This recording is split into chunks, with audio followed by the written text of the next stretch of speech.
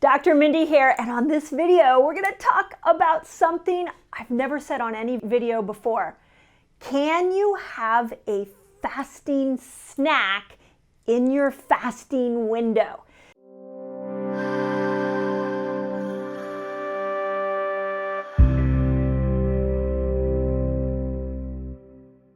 I really wanted to show you a cool study that came out in 2021, and it really highlights this concept of a fasting snack. So just before I go into what a fasting snack is, I want to talk about what the study said. So it is, by the way, a study out of the journal Nature, and it is open access. So you can too dive into the study and look at it. I'll leave a link in the notes for you.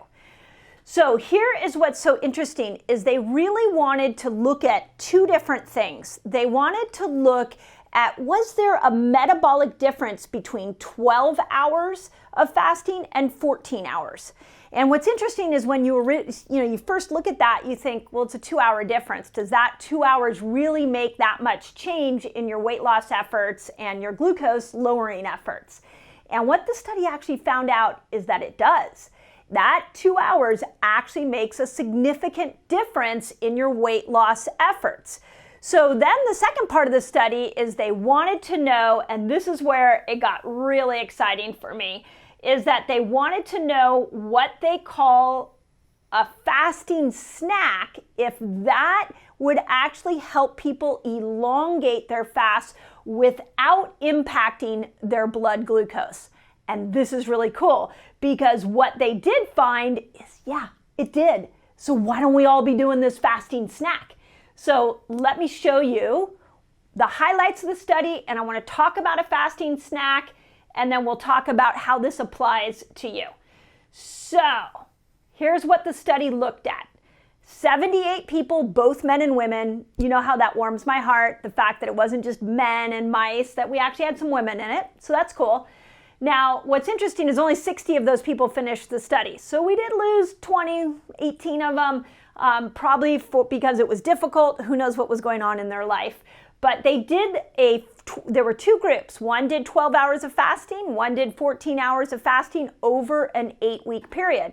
That also warms my heart because we're looking at this over a longer, more applicable time period. When these two groups of people ate, they kept their macros exactly the same. They kept their calories exactly the same. And what they did is they started fasting them right after dinner. And at the 12th hour, this is pivotal, they gave them a fasted snack. Specifically, I should say, they gave the 14-hour window people a fasting snack to see if it could push them a little bit further. And here's what they found.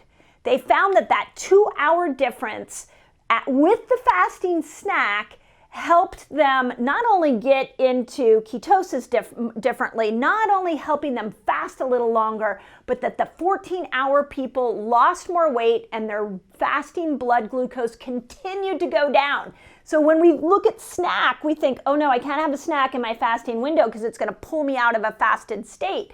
But the fasting snack actually helped them fast longer, and it lowered their blood glucose. Hallelujah, that is such good news. So let's look at what the fasting snack was. Here's what they did. The fasting snack had 4 qualities to it.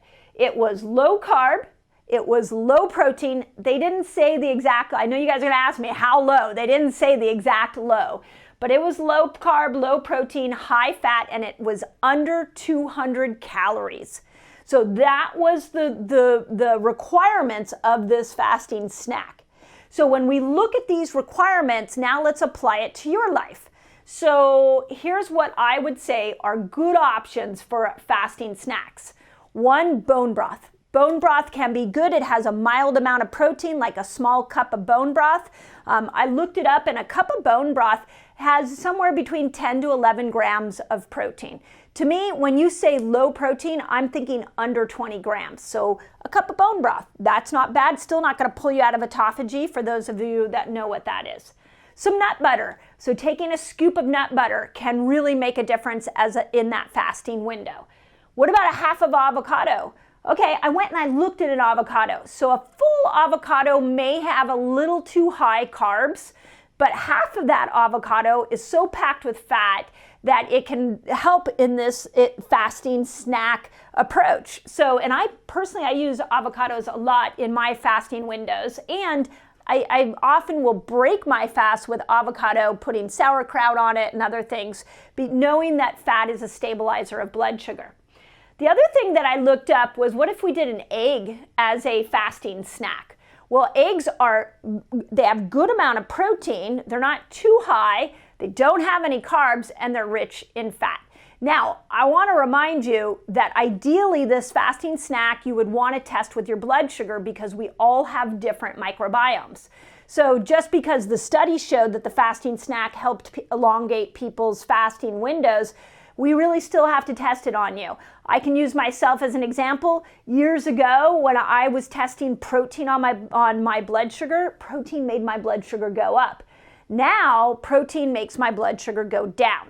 So what changed? And a large part of that is the microbiome. Your microbiome, your gut bacteria, will determine your blood sugar levels. So make sure you're always testing this on your blood sugar.